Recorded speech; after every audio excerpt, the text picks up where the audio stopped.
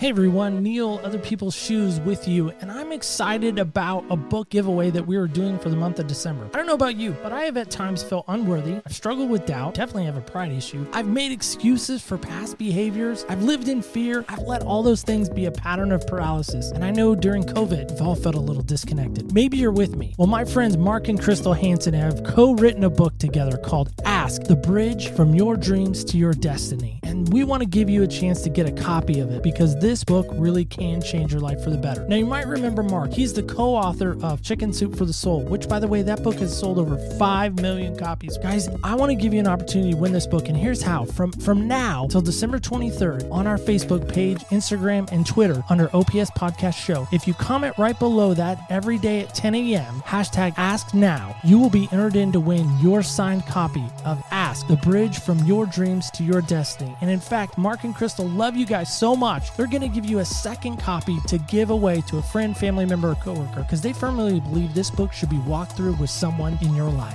So hopefully you will not miss out on this opportunity. Again, every day at 10 a.m. at OPS Podcast Show, you will see a special post with the book Ask, the Bridge from Your Dreams to Your Destiny. Don't miss out on this now. Go comment right now and stay tuned for the show. Hey, come take a walk with me, not like you used to do. Do something different and put yourself in other people's shoes. Open up your mind and open up your eyes and change your direction, change your perspective. Welcome into Other People's Shoes. As you know, I'm your host, Neil Matthews. Thank you so much for joining us today. And may I be the first to say, or maybe like the 80th to say, Merry Christmas. I know it seems weird already to be talking about it, but it's going to be here before we know it, so I hope you're ready. If you're looking for some amazing Christmas ideas, we, of course, have an amazing store. Want to call your attention to that, opspodcast.com. Click on our shoe store, and you, of course, can buy some OPS merchandise, or as we like to say, Other People's Shoes merchandise, of course, available for you 24 hours a day, 7 days a week. But I'm sure that's not what you came here for today, to hear about merchandise on our website. No, you came to hear the gentleman we have today. And let me tell you, I don't know a lot about this guy, but what I do know is this. He's very humble. He's very thoughtful. And I believe when he speaks, wisdom happens. So help me welcome in my guest, Terrell. Terrell, how are you today? I'm doing pretty good, Neil. Thanks for having me. Buddy, it's a pleasure to have you today. It's great, and I'm glad that you're here. In fact, we're going to get some show business.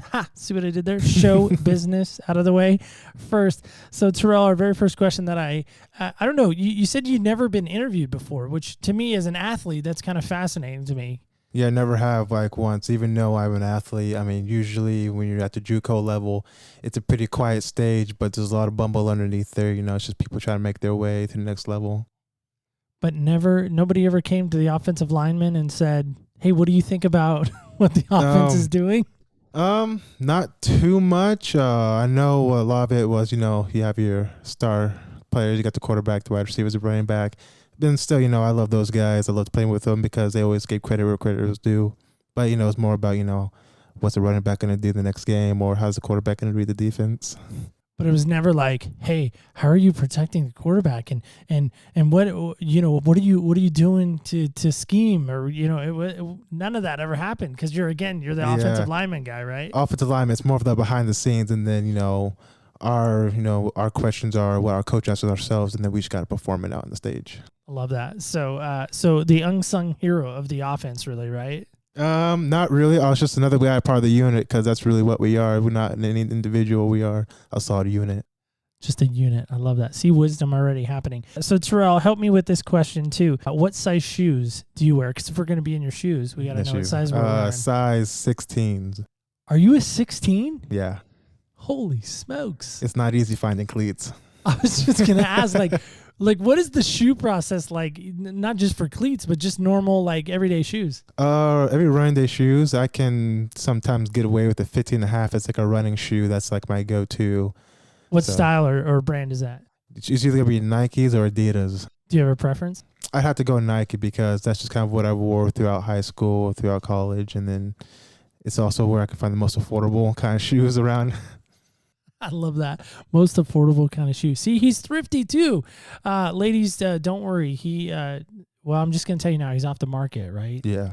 Do you want to say anything about this special lady that you've been hanging out with? This would be a moment to do that. I'll give you that moment. Yeah, I'm sorry, Liz. I'm off the market. I just, the past almost a year now where it's been official, and it was December 12th where just the love of my life, we were talking and we thought, we'd make this official. And ever since then, I've just been a very happy guy even beforehand in the courting process. I just knew from day one that, God, this is the girl. And her name is? Michaela. There you go. Okay. I knew that, but I just wanted everyone else to know that. December 12th, all that took place? So we, I actually ended up texting This is her. way off subject, but I want to help with this. Yeah. So. I ended up. And I'm nosy as all get out. People will probably tell you that about me. So this is me being nosy. So go ahead. Sorry. I ended up texting her August 15th last year. A little hey with the chakra, and hang a loose sign, and then from there I took her out to Palms Cafe around here, just a local.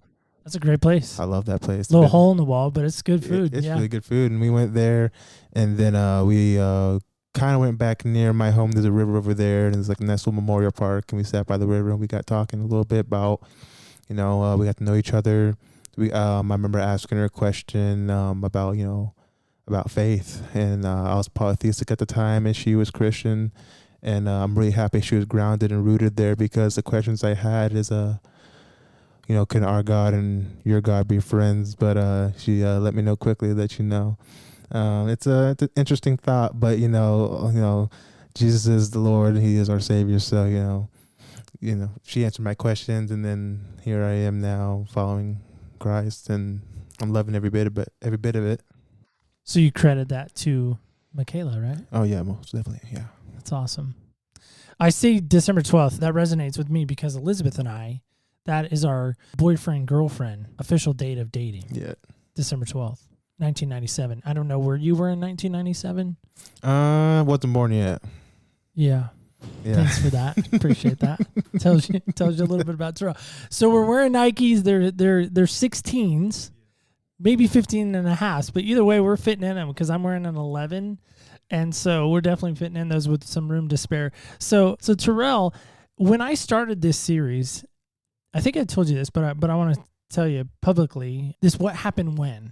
And I had heard these rumors, and when I say rumors, not that it was bad or people were playing the telephone game or anything like that on you, but I heard someone say to me, "Well, Terrell's adopted." Is that true? Can you dispel that or prove that for me? Yeah, it's very true.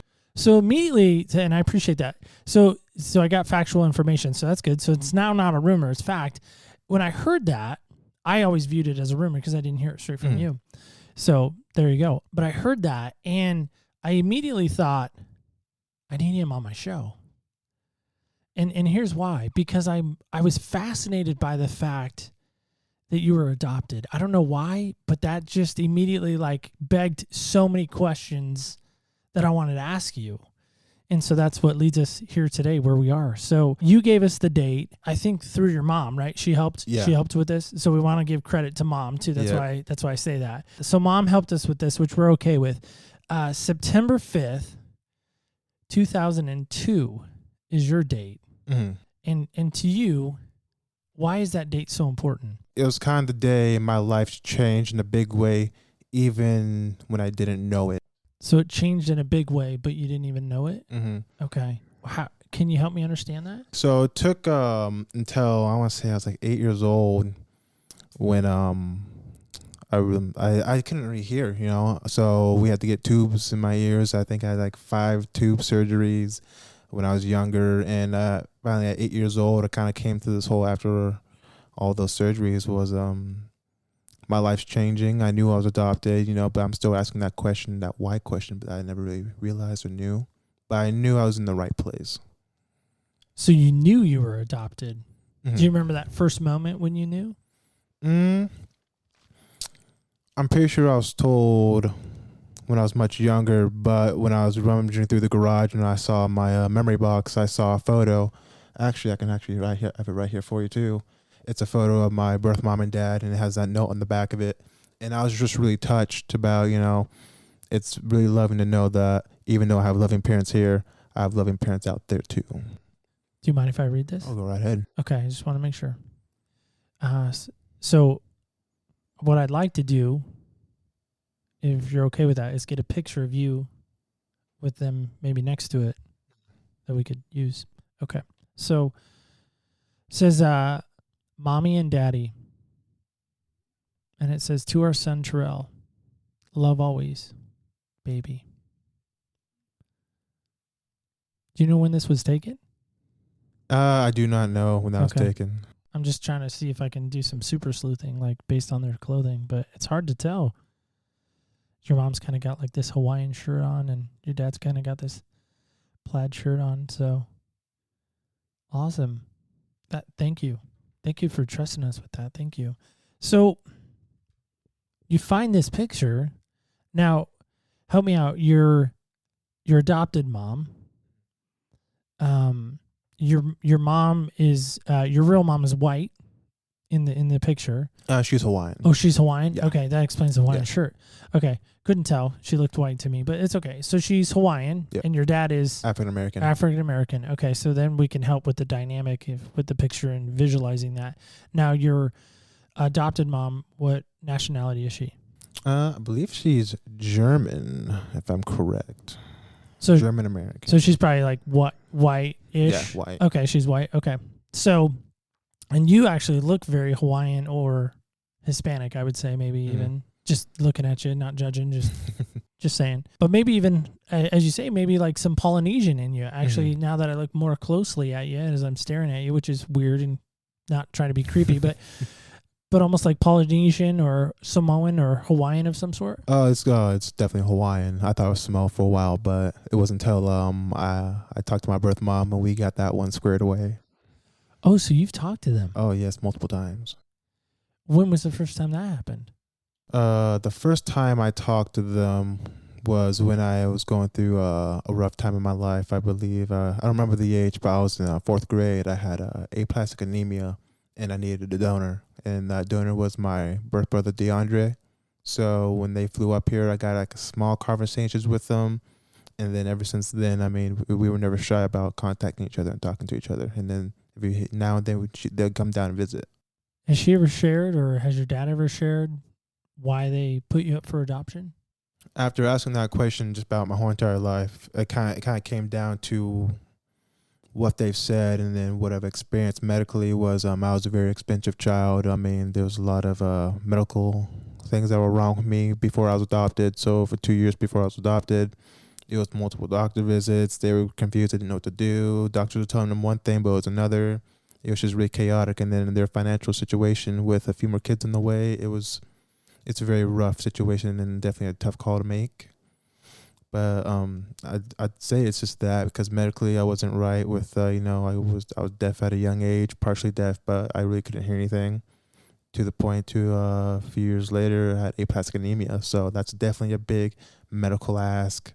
And then with all the follow-ups and visits and everything in between, I feel like in the day it was such the right call. It was a hard call to make, but it was a right call. So you don't have any like animosity or any resentment for them doing that? When I was younger, I definitely felt those, but they didn't stick around that long because at the end of the day, especially the whole bone marrow transplant, I really became quite humble. And I thought about, the shoes that they'd have to be in, when I have kids, I hope I won't have to make any of those decisions. But for them to, give up a son who they love so much that they know they can't take care of I give them a lot of credit because it's hard for a parent to give up a loving son, So is your dad still in the picture? My dad still is in the picture. I talk to him every once in a while. I talk to his brother every once in a while. And then, no, there's no anything hard in between us. We're pretty close. There's times where we're going to try and figure out when they can come down here and visit, when I can go up there and visit. We have family down here, and I make sure to go see them. Wow. So that's pretty impressive that you don't carry any animosity. You don't carry any heartache or hurt. I'm actually very stunned by that, because I would think, and again, we're not in my shoes, we're in your shoes, which are very large, by the way. I just want to point that out one more time. I don't know how I wouldn't have resentment towards them? I know I probably already asked it, but I don't understand how you cannot. Because everything that happened in my life, I feel like I had to learn at a very young age. And I know there's a bunch of stories out there, people, that ask the same question, that hold that kind of resentment. And sometimes their family isn't in the picture in those things. And it's pretty sad, actually. But like I said, I'm going to throw them credit simply just because to make that decision and for me to actually be consciously aware of the decision they're going to make, it was just such a humble thing to, witness when you know that you don't have the resources, when you know that you cannot take care of this child, even though you love him so very, very much. You need to make the right decision. And then I'm not going to say they never looked back, because there's times where there's some conflict now in the family because of that decision. But now, and for actually a very long time, I thought about, I want to let them know, I want to let the birth family know that it's because of their decision I turned out to become the man I am today, through the loving parents I have right now. So I want to let them know that I'm okay, and that, So talk to me about your adopted mom. What do you love most about your adopted mom? I'd say her love. I mean, there's times I can be really, really stubborn, but it's just time in and time out. It's just, she never fails to show me how much she loves me. I mean, I'm kind of sad sometimes in my fast-paced life that I struggle to, say the same thing back. And, Mom, if you hear this, I love you so very much. And I'm more than thankful for you and Dad and the new family. When you guys took me in, was truly, truly a blessing. Do you think that all... first off, what is your adopted mom's name? Do you mind if we have that? Her name is Jonna. Jonna? Yeah. Okay, and your adopted dad's name is? Bill. Bill. Jonna and Bill. Okay, thank you. So, do you think at all Jonna and Bill remind you of anything you've read so far in the Bible in relation to you and Christ and your relationship with him? I'm not too scripture savvy yet, but I can definitely make an analogy. And one in my life, I feel like, because we're all carrying our sins, and everybody has their sin, and each time I feel like I'm praying to God that, I'm sorry, I keep on sinning this one sin, this one sin, this one sin. But then like relating it back to my adopted family is that it doesn't really matter what I do, they're always going to be there to love me, just like Jesus. It doesn't matter how big the sin or small, he's always going to be there, and he's always going to love us. Well, you don't know the Bible that well, but that was really good. So you should, yeah, you're okay there. Don't worry.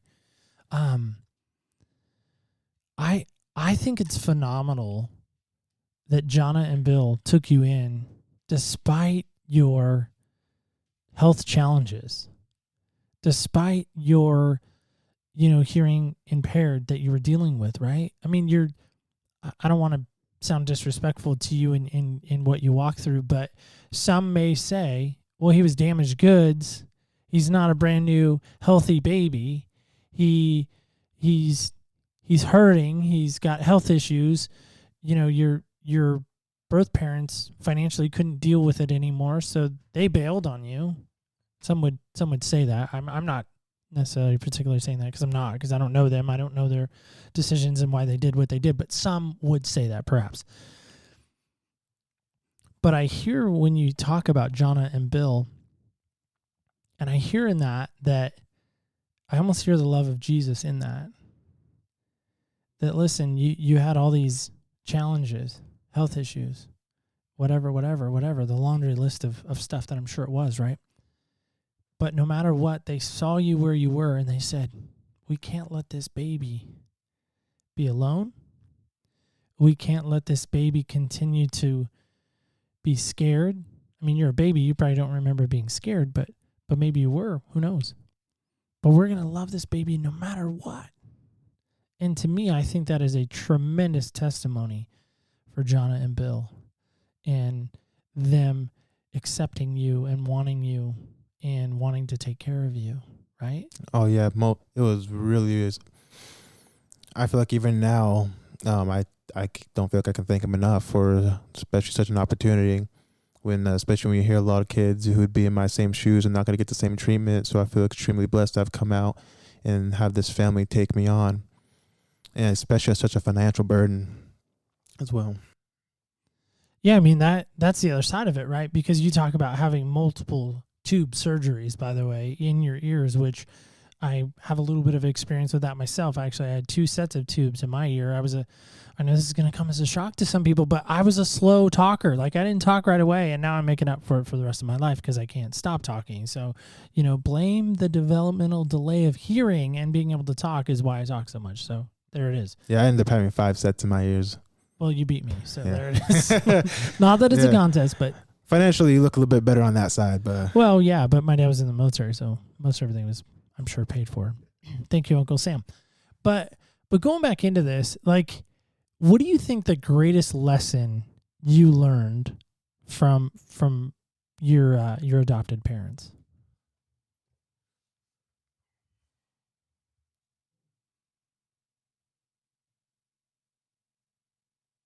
the greatest thing I learned is having that never give up kind of fighting spirit. Because I remember I was talking to my mom in the car, and she was saying, there's no way she can have a family of 8 or adopt, have this big family. Because I know she was speaking to another parent, and they had the same thing. And my mom was like, there's no way I can do that. There's no way I can do that. And she did it. And I know she prayed a lot, and she felt out at the end of the day, it was God calling her to go that route. So I feel like I like how God really likes to connect the dots there. But it's that fighting spirit, because it's the same thing that played a good part in my sports, in my education, and in my social life. So, what do you think you learned from Bill? Is there any lesson or anything like that you've learned from him specifically? Believe it or not, I'd have to say not just financially, but I'd have to say he's a pretty spontaneous guy, because just recently he's the kind of guy who goes to the store with the shopping list and comes back with some things that we probably don't want, but things we definitely do enjoy. Most recently, he came home, and I think it was like a sit and zip line thing for my mom. I can't go on it, I'm a little too heavy for it, but I thought it was pretty spontaneous. And me and my mom got talking. It was like, he's just going to the hardware store or appliance store for something, and he comes back with this. I was like, it's pretty fun. That's hilarious.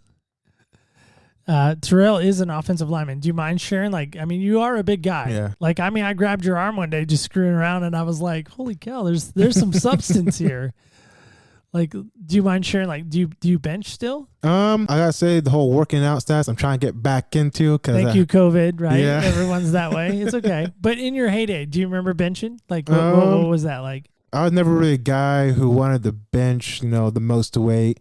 I just kind of wanted to try to hang in there and prove that, I'm where I need to be. But I'd say back, being an offensive lineman is where I learned most of my morals. I mean, we're the guys who aren't in the spotlight. We are, at the end of the day, we're the guys who get the criticism when things don't get right, but then we're also the guys who don't get the praise when things go the way it's supposed to be. And I feel like at that point, it's very humble, because, when you do the right thing, at the end of the day, I don't want the crowds or the media. I never really had that in my life anyways, but at the end of the day, I had my unit, I had my buddies, I had my coach. And at the end of the day, even though if the media or the crowd didn't really recognize it, the team recognized it. And I feel like that really meant a lot. That's awesome, man. I love that.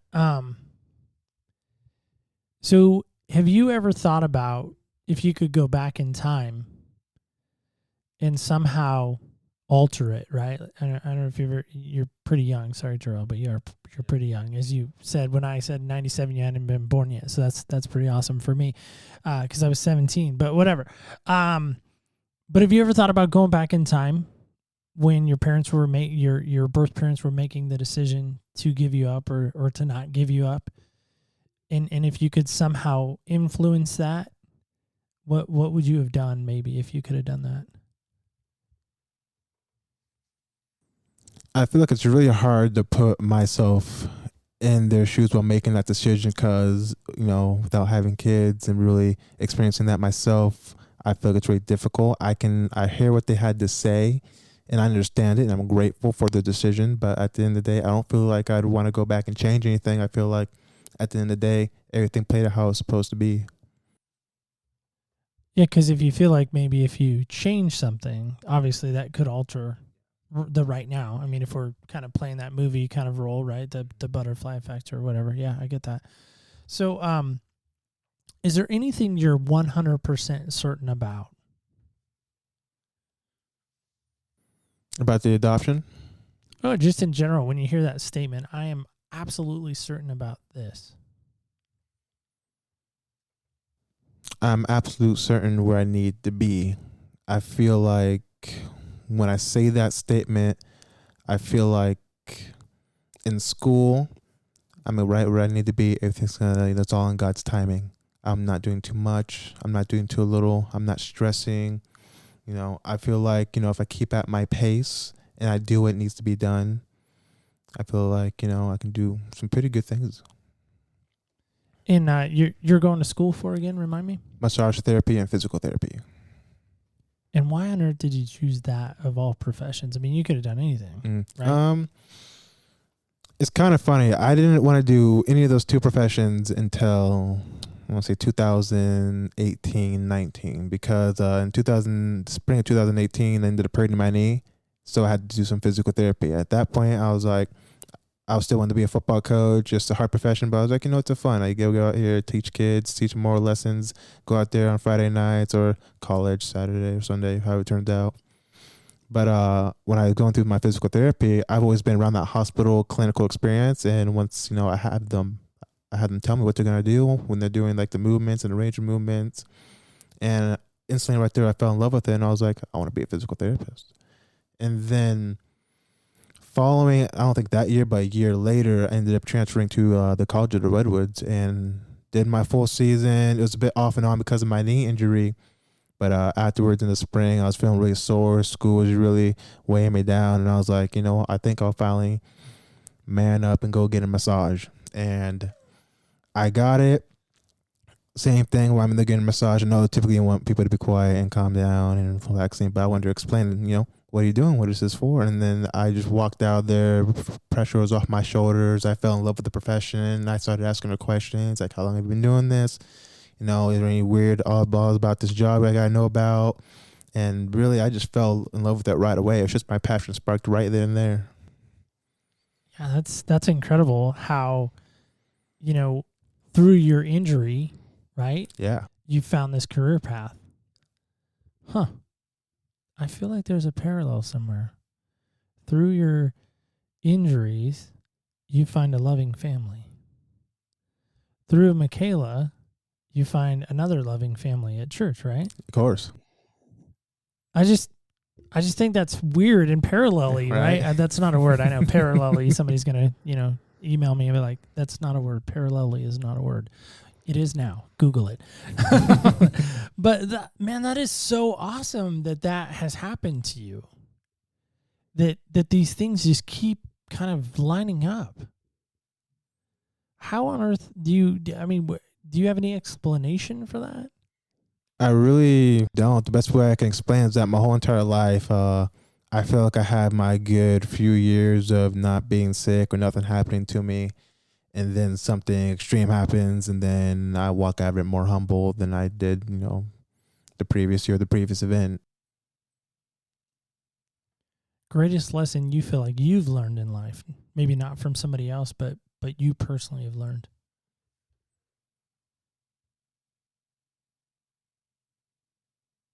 The greatest lesson I've ever learned was teaching myself that's okay to show some humility. Because a lot of time in my life, especially when you hear about my medical records and, me doing football and then the injuries to that, you think, wow, this guy's really, beating everything right now. He can really do anything. And a lot of pride seeped in at that point. I didn't really learn anything in life when I was pretty prideful because I thought, nothing can stop me. But it's when I learned, to show humility, even in moments I don't need to be. I feel like it's a very important moment to do so because there's really a lesson to be learned anywhere. And if you don't hold yourself to such high pride and you take that all away, there's really a lot to be gained. There's a lot to be gained by being humble. Yeah. Is that what you're saying? Just want to make sure I heard that right. What is there to be gained by being humble, in your opinion? So a lot of it, I think it's almost like a healing thing, because when you talk to other people, anybody can boast. It's really easy to boast. I can sit here as a Brown fan and say, we're going to go 16-0. We're going to win the Super Bowl. Hold on a second. Did you say Browns fan? Yeah, Browns fan. I didn't know they ever had any fans, so there we go. It's okay. I mean, there's nobody in their stadium right now. It's kind of like that all the way around. It's pretty healing at the end of the day, because, we are social beings. We need to be social with each other. Even if you don't want it, at the day and day, you need to be.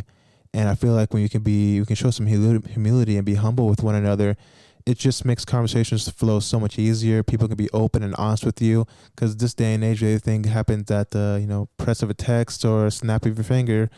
There's not a lot of honesty, a lot of emotion in there, and I kind of like riding that emotional wave, but I like it when it's honest and true. Because honesty is important to you. Oh, definitely. Yeah. Okay, I'm gonna maybe walk into some deep water here. Do you feel at all your birth parents have been honest with you about why they put you up for adoption? I truly do feel like they're honest. I'm not going to say every once in a while doubts don't flow through my mind, but each time, those doubts do come around, I just think about all the great outcomes that came out of their decision. Whether they're honest with me or not, they put me in a decision where I can be and be who I want to be today. Okay. All right. Yeah. So you mentioned you have other brothers, at least. Any sisters from your birth parents? Oh yeah. I have 2 sisters and 2 brothers. So, yeah, I guess I'm the 3rd brother over there. Nice. So what order are you in that kind of dynamic? So it goes DeAndre, me, then I believe it goes DeJean, and then I believe it goes Mariah, Malia, and then Kiki. Wow. Okay. Interesting. Okay. So and then as far as your adopted family, do you have a lot of brothers and sisters in the house, or is it just you? No, there's a house full. It's a full house in there. Right now we have my brother Zach, we have my brother JT, brother Jerry, then we have my poor sister. She's the only one in there because of both my older sisters moved out, but Julie's the youngest sister, and she's still at the house with all of her brothers. So you had quite a house full growing up. Oh yeah. Big family from the sound of it. Mm-hmm. On both sides, really. Oh, yeah, really. I mean, like the birth side and then the adopted side. Now, did your adopted mom, did she adopt all the other kids that are there currently, or some of them foster care, or not that matters, because a lot of people think kids are kids. They don't put a distinguish on that. Most of them, my brother Zach and sister Lexi are my mom's and dad's, and then the rest were through foster care. Okay. Still a big house. Oh yeah, I love it. That's exactly how we want it to be. What is Christmas gonna be like? It's always crazy on Christmas because we like to do the whole put your name in the hat and then Secret Santa kind of style. Okay, good. I was just gonna say you're not buying for everybody, are you? Especially a college student. No disrespect, but probably a poor college student. Right? You're riding the money right there. Pun not intended, but the money's not there. But it's you're going to school. I mean, that's why. I'm not trying to make fun of it, but it's a college student. It's a pretty wild Christmas because then, we do immediate family, kind of just like household family, and some of the siblings that moved out. We'll do that on actual Christmas Day, but we have such a large family on both sides to where we do, I believe it's my mom's side for Christmas Eve, my dad's side, or whoever else wasn't able to make it on Christmas Eve on Christmas Day. And then it's just it's an amazing day. It's a bit chaotic with people coming in and out. Got to keep the house clean because, no one's walking to a pretty dirty house. I've been reminded by that multiple times by my mother. Gently reminded, I'm sure, right? Gently times. Gently reminded, I'm sure. A lot of people coming through. That's funny. Favorite memory growing up? Do you have one? So it was post aplastic anemia, that whole schlick there. It was. We went to the coast, I believe. Yeah, we went to the coast because Make-A-Wish Foundation came in because I was a dying child until I got my donor. So Make-A-Wish came in and what do you want? You can have anything. And I'm like, I knew at that age I was like, they won't give me anything, but I want to do something thoughtful and nice. So I decided let's go to a beach house and we have the whole family there. And I think that time spent together, each time I look back on it, the more I just love it. Because the first time I was there as a young kid, I was like, look at this really nice big house. It's right on the coast. I have a hot tub, my favorite, and everything I was here. Look back on it a few years later, wow, all of our family was here. Because it's kind of weird when you look at it now when people are starting to move out and go their own directions. They'll always come back. But it's kind of weird. Those are the people you've been with your whole entire life. You could have gone anywhere Yeah. with Make-A-Wish? Yeah. No Browns game? Believe it or not, I wasn't a Browns fan at that time. Probably didn't even know. Wait, so wait, you don't even, do you remember what year this was? I'm testing his memory now. I'm just going to Google when the Browns, what year that was. That's why I'm asking. Because, there was a period of time we didn't have the Cleveland Browns. I believe the Cleveland Browns were reinstated in 1998. Yeah, 98, 99, somewhere Yeah. there. Yep. You are right there. I'm actually Googling it right now. So, almost done. Yeah. So that is so funny that you could have gone anywhere and you could have gone. Okay. So, well, they say 46, but that was before they moved. So The 46, that was a good era. that was when they were good. The Jim Brown era. Some would say that was when they were good. So, I'm not dogging the Browns, but okay. So 99 to present. So they went 46 to 95. And then they were suspended operations from 96 to 98. And so then they came back in 99. So there you go. And they last won the AFC Central in 1989. So I believe our last playoff appearance too was 02. yeah, that sounds right. Yeah. Not a Browns fan, but that sounds right. So that's cool that we got to talk Browns football. I was like, when we get to talk sports on the show, people are like, you love sports and you didn't do a sports show. I'm like, yeah, I know. I should have. But that was a layup, and I wanted to do something really hard, like talk about people's lives and getting into their shoes. And so here we go. So I want to ask you, because for me, my dad and I have not always had a great relationship. We kind of do now. But for me, it's always been harder to have a relationship with my dad than it has been with my mom. And I love that you're still talking to sounds like pretty regularly with your birth mom, right? I believe it was back in, I think it was 2018 before I headed off. My birth mom actually ended up passing away. Oh, wow. Yeah. So prior to that, though, you guys were Oh, talking yeah. It was pretty regularly? texts. We were talking to each other. And just to kind of tack on to the whole, they really made the right decision. And then even after, they're still very loving parents, even though I wasn't with them. They even helped me out financially for college as well. Oh, they did? Yeah, there's times I really needed like a couple $100. I always knew money was tight for them, but the fact that they can still pull something together and help me really goes a long way. Terrell, that's tremendous. Wow. I don't even know what to say to that. It was pretty quite humbling feeling because I knew exactly, I always at that age in college, I knew their intentions of why I was adopted. I knew the economical status, even though they still had kids. I understood the decision and why they made it, and still financially where they are, but to still be able to help me out. I mean, they contributed to my education, and whatever I do now will definitely because they helped me out. So with your mom's passing, first off, I didn't even know that. Obviously, we didn't know that. So that's tough stuff, man. So are you still pretty tight with your birth dad then? Oh yeah, we're pretty tight. We talk to. I try to talk to him at least once a month because I know they travel a lot because there's a lot of family all over the states. But family is still pretty tight. I talk to my brothers regularly. I call them up. They call me up. Same thing with my sisters. I like to call and check on them. And then, like I said, my dad, my birth dad's brother, he's been calling me a lot more recently. And then I've been trying to spread the word to him a little bit. And we got on pretty good terms real quick. It was kind of emotional, actually. Yeah. Do you miss your mom at all? Your birth mom?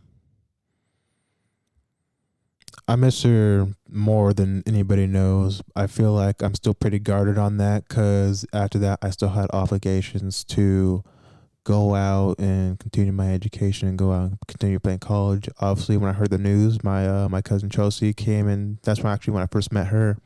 And then she went back up to Washington to pick up my auntie. Then they drove up, and then I drove alone to Idaho to pick up my birth brother, DeJohn. And then we went up to the hospital. So I was up there for a few days, but I feel like I still haven't really had a chance to grieve. I feel like I've had my moments, but it's still pretty tough to know that I didn't really get to say goodbye yet because we haven't really had a funeral or anything for it. It was more of it happened, and now we got to find a way to work through it. We know that she's here. We know that she's with us. But, I still, that whole, I feel like something's missing, and I feel like it's that goodbye. Yeah.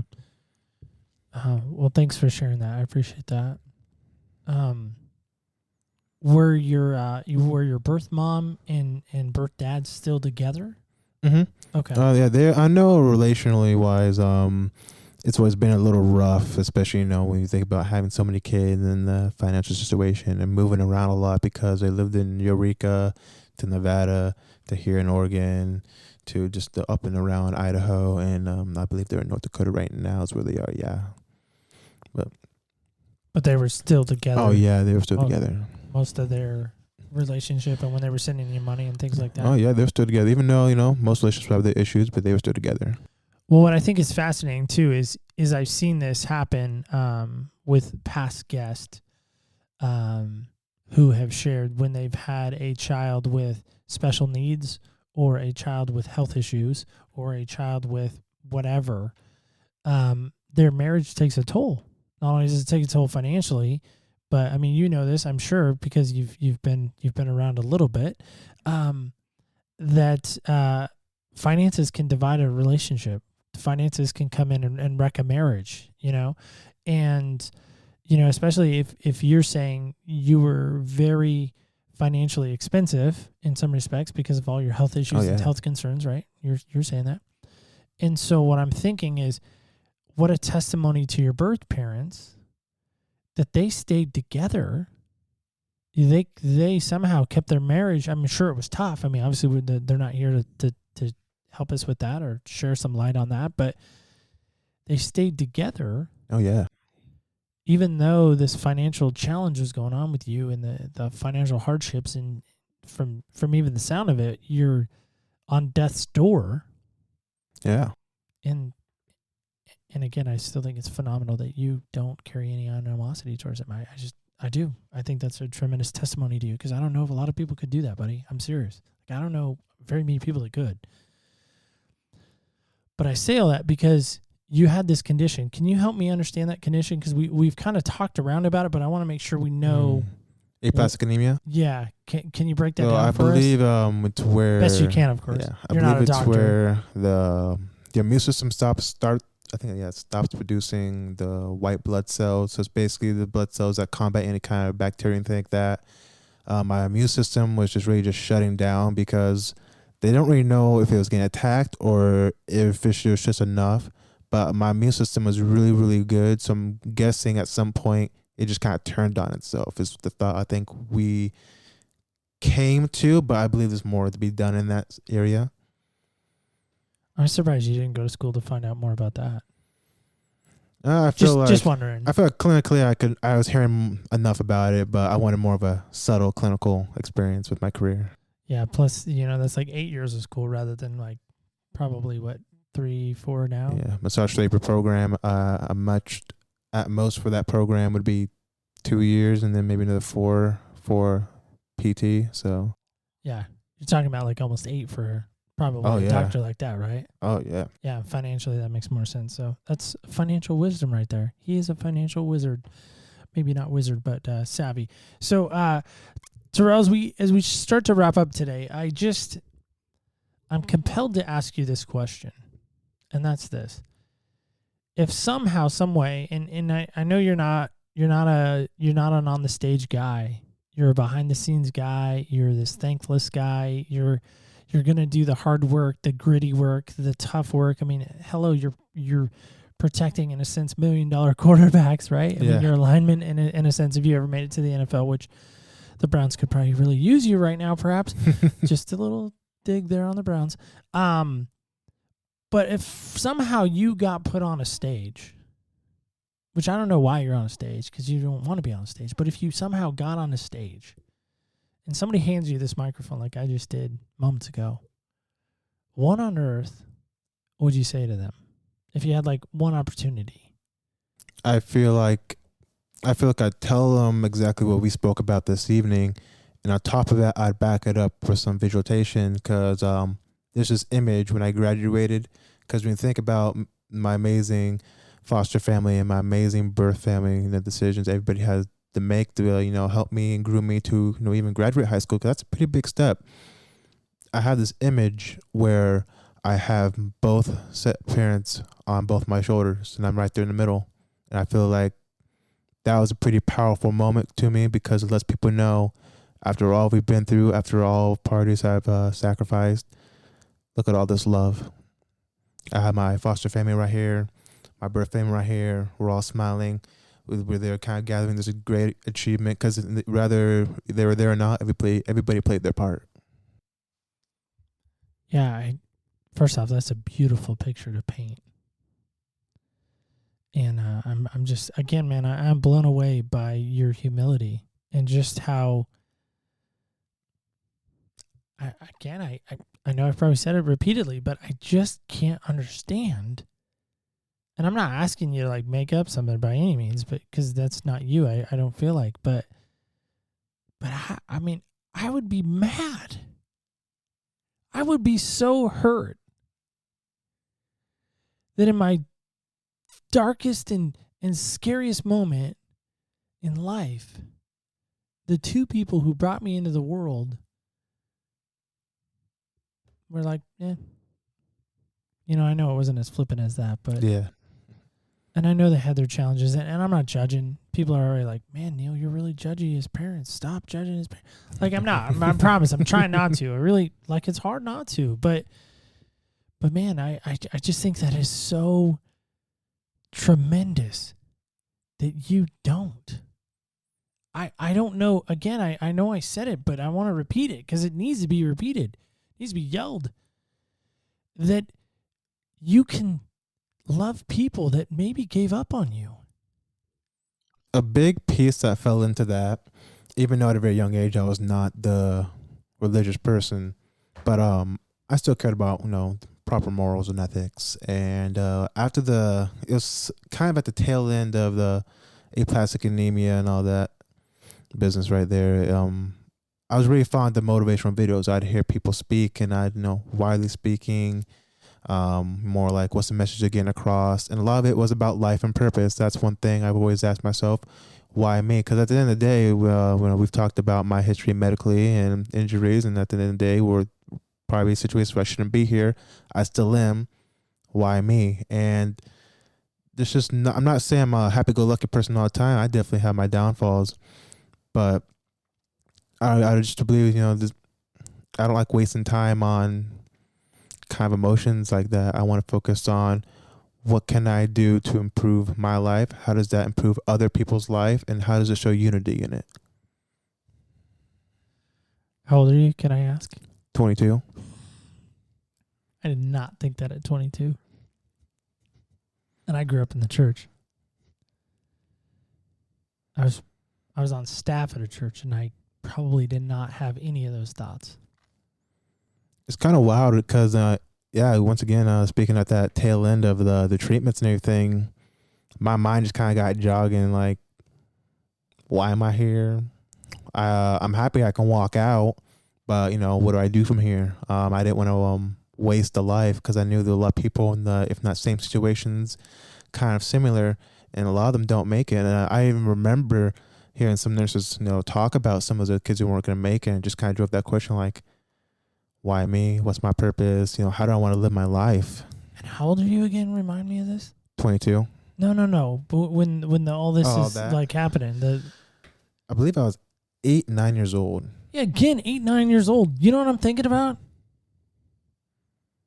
Well, you're not even alive yet, so you probably don't even know this. Sorry, that was a dig. That was an honest dig. I was thinking about playing baseball.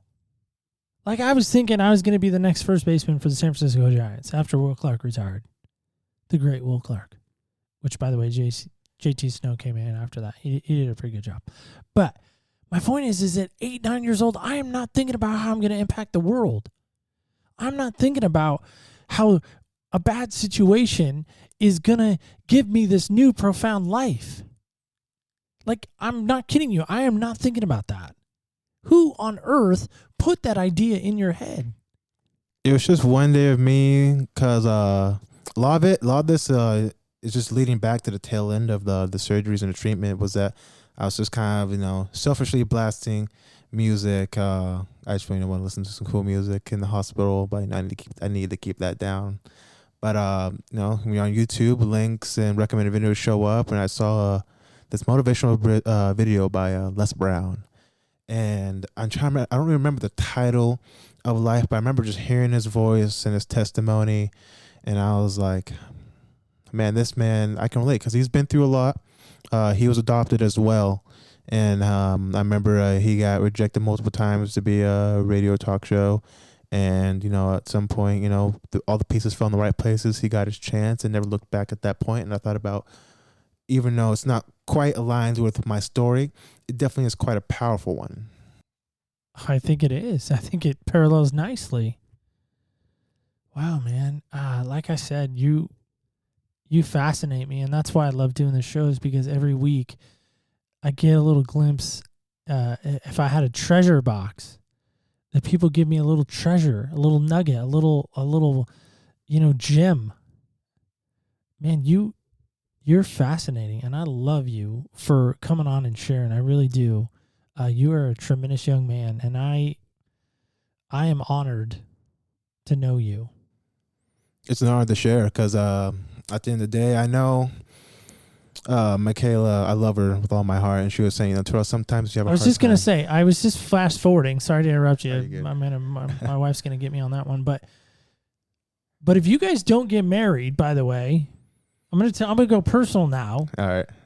This is going to be on the internet forever. Oh, you know that, right? As long as the internet exists, this is going to be on there. And so all I'm saying is you better do what you plan to do if you ever plan to do this, because what I'm trying to say is this going to be on the internet, and people are going to, your kids may listen to this one day and be like, Dad, Mom's name is not Michaela. Who's this Michaela? You know what I mean? Yeah.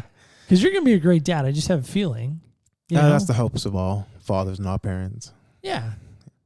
But, I mean, you're 22. Let's finish school first. Let's not get too far of our house.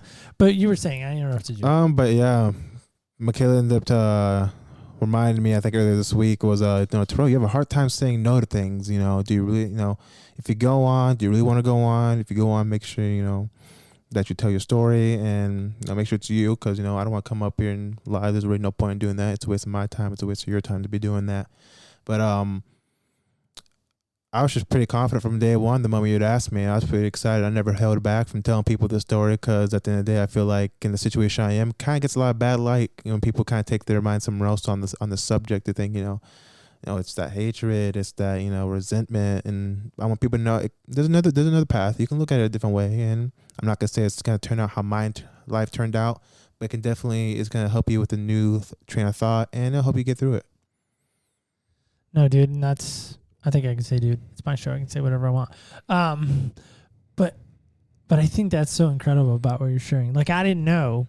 Obviously, I didn't know, and that's what I love most. Is sometimes I don't spend a lot of time getting to know someone's story, because I want to be surprised, just as a listener is surprised that, again, you don't carry animosity towards her. Phenomenal. Just like my mind is still like, my hat is on. I don't know how, because it's about ready to fall off here. So, okay, so we're going to play a game together, because I know you like games. Michaela told me you like games, right? You love games, and you're competitive, I think, being a former football guy. Mostly video games. What do you play? What's your favorite game? Video game wise? There's a bunch of them. I'm a medieval freak. I love that history time period. So it's picture Call of Duty, but then picture it back in the medieval age, and that's where you got me. Okay, all right. I'm Madden.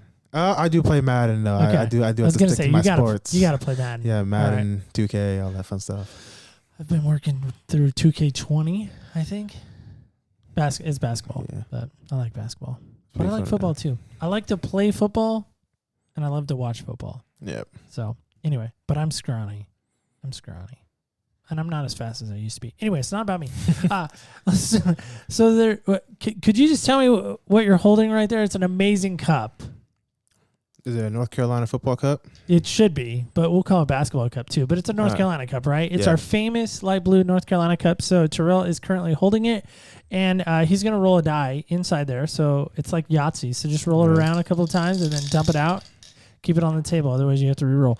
Awesome. You got a number 2, which I love this question. So I think I can even almost predict your answer, but I'm going to let you answer. So this is our game, Senseless. You know that there are how many senses? I think it was 5, yeah. Yeah, okay, good. Yeah. Okay, that's not the question, but being a physical therapist guy, you got to know this. Yeah, that's true. That might be on a test someday. You might want to jot that down or put that in the clip notes. I'll make sure to put some extra study time in that one. I appreciate that. Yeah, do that. I'm trying to help you out there. So here's our question, Senseless. Number 2 is this. Who is touching your life right now?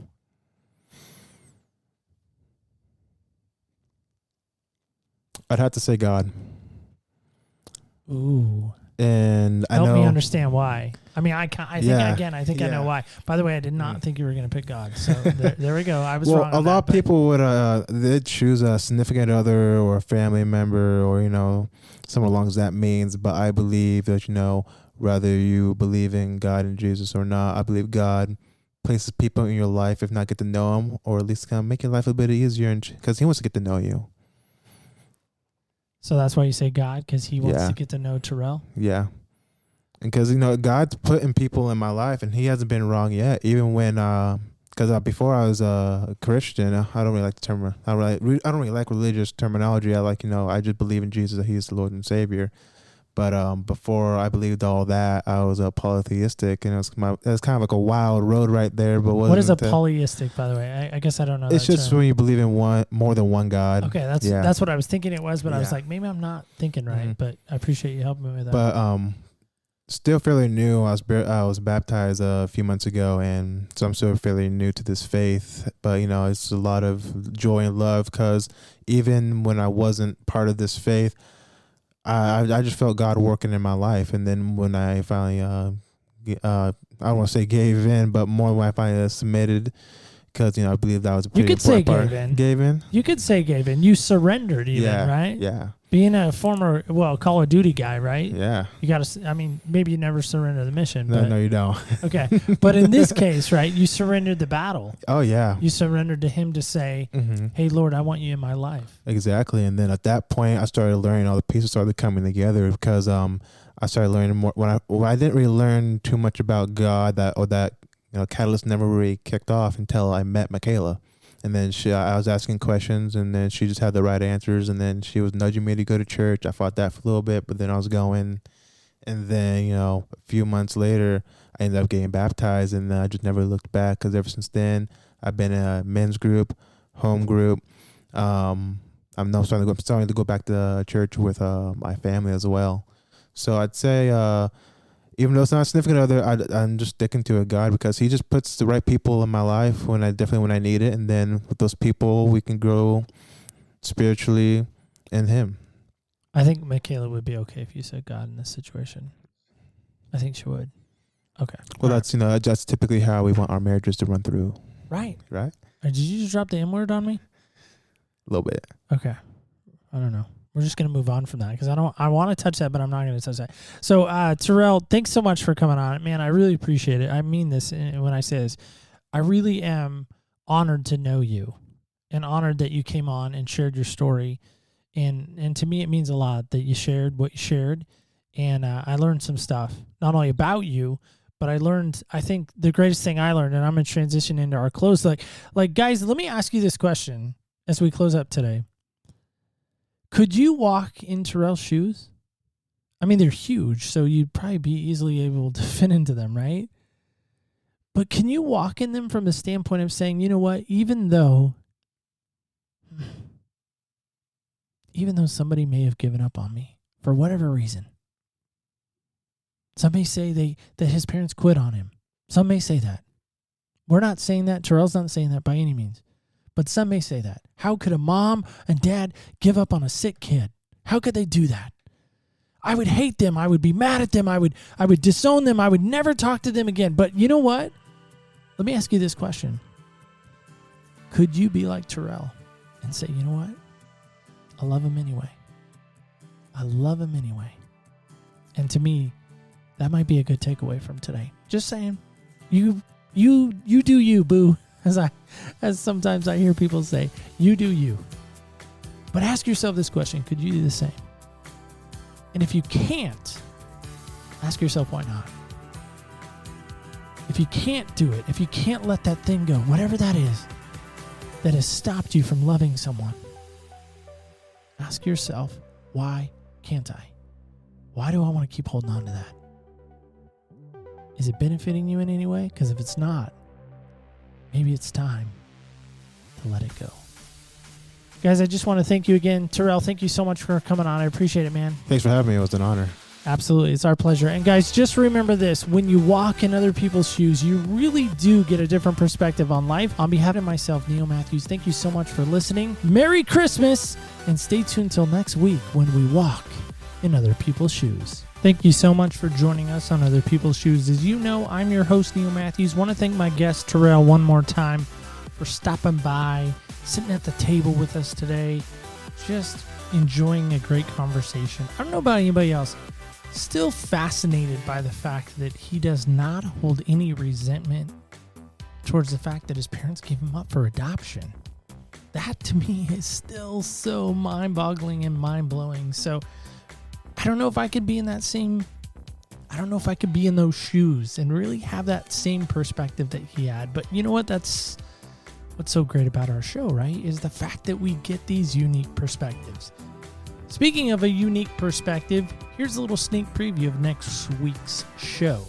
And our relationship is exponential, but she didn't know that I had all that stuff until after we got married. I showed it to her, and she was a victory, 267 on 267, which is hard to believe. But if you buy into how the mind works and how God works, the thing for which you're asking will be received, right? The guarantee is that I was asking for the impossible. I thought, well, she's got to be alive. So there's 4 billion potential women, and one of them's got to have all those characteristics.